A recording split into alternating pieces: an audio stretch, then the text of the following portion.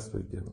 Хотел бы поделиться с вами своим отношением, мнением к событиям, прошедшим на политической арене за последнее время. В частности, это встречи в районных администрациях нашего руководства, замечательный эфир на телевидении, сессия парламента. Так вот, считаю, что прошедшие встречи в районах – это есть продолжение неприкрытого давления, теперь уже на районные власти, активы районов. Мы слышим отчеты, никем не проверенные, не подтвержденные цифрами, отчетами контрольных органов, никому не интересные, судя по лицам. Интересна, конечно, только тема, по поводу которой руководство и прибыло, апартаменты. На этих встречах наше руководство выдает интереснейшие вещи. В частности, премьер-министр раздавал советы, за что нам переживать, не переживать. От имени паникеров ковидного периода хотел бы напомнить, что демографические угрозы, которые он подтверждал цифрами, спустя время будут подтверждены еще более страшными цифрами в случае принятия этого закона.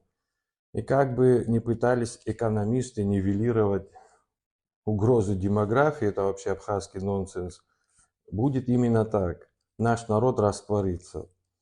Хотел бы напомнить, что премьер-министру не надо давать советы нашему народу, а надо давать предложения, как снизить цены на бензин, например.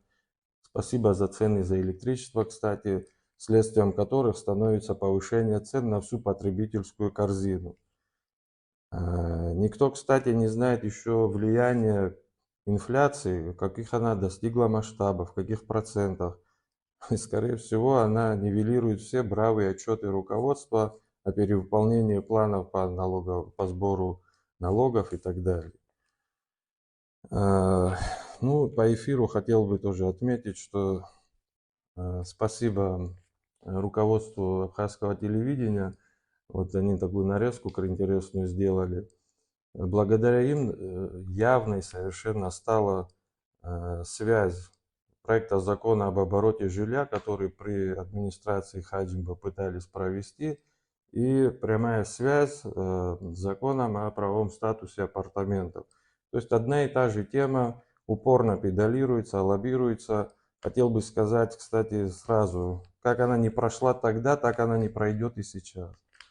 И еще хотел бы напомнить, я как налогоплательщик, пускай оппозиционный, пускай лояльный к этой власти, хотел бы видеть наше телевидение сплачивающим народ, озвучивающее все точки зрения, имеющиеся в народе, а не быть приложением при службе президента. Это можно сделать, создав, видимо, общественный совет при телевидении, подтвердить это законодательно, проект находится в парламенте. Видимо, время пришло изменить формат нашего телевидения на общественный. При наших депутатов я бы хотел призвать просто отказаться от рассмотрения этого крайне опасного, губительного закона для нашей республики. У нас есть прекрасные проекты, которые находятся в разной степени принятия. Есть принят закон о демографической политике, он ждет своего принятия во втором чтении. Из него вытекает разработка программы, требуется к нему. У нас недоработаны в разной степени или не приняты некоторые вообще градостроительный, земельный, жилищный, водные кодексы. Как мы будем принимать тот же закон об апартаментах, заниматься огромной темой, не приняв более фундаментальные законодательные акты? Считаю это крайне губительной практикой. Единомышленники уже проводят встречи с общественностью. Мы будем только наращивать объем и темп разъяснительной работы. Мы открыты для общения и будем использовать для этого все доступные форматы. Да, и еще хотел бы повторить, напомнить. Мое предложение к Аслану Георгиевичу о встрече в прямом эфире в любое удобное для него время все еще актуально. Спасибо за внимание.